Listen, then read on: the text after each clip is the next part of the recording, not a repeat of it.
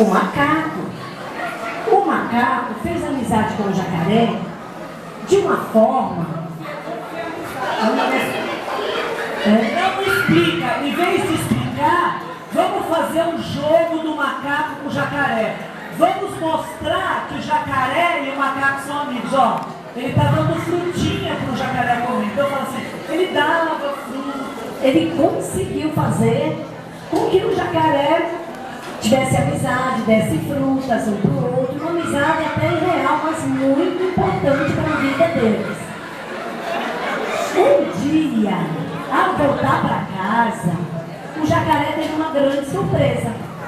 A jacaroa, que nunca tinha falado nada da amizade dos dois, virou para ele e falou, mas todo dia você traz frutas? Eu quero frutas. Eu sou carnívora. Eu queria comer daquele coração quentinho do macaco. E o jacaré ficou sem saber o que fazer, porque afinal de contas, os dois eram amigos.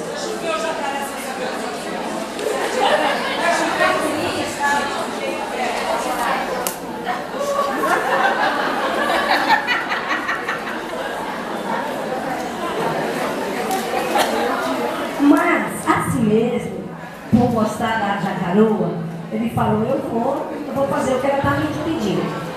No outro dia, pela manhã, ele voltou ao lago.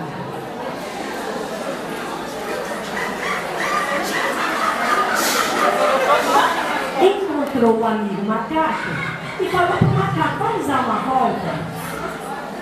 E os dois, o macaco com o jacaré, saíram juntos.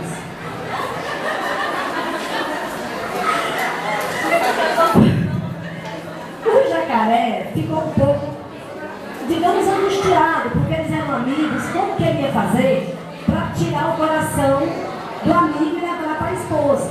Ele pensou, eu acho que é melhor eu contar, porque o macaco já vai preparado, ele também vai ter a oportunidade de decidir o que ele quer da vida dele.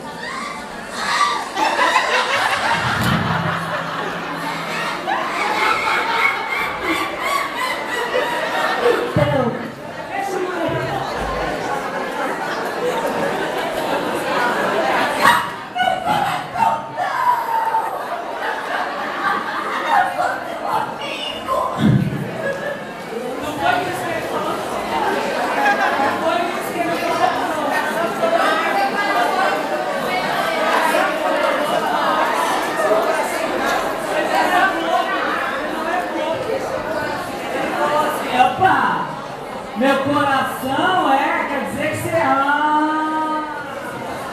Epa, meu coração? Fica na árvore. Aí o que ele fez? Ele falou, bom, só tem um meio de eu me safar dessa. Ele falou pro jacaré, mas só tem um probleminha. Eu esqueci meu coração lá na goiabeira. Você me leva de volta lá?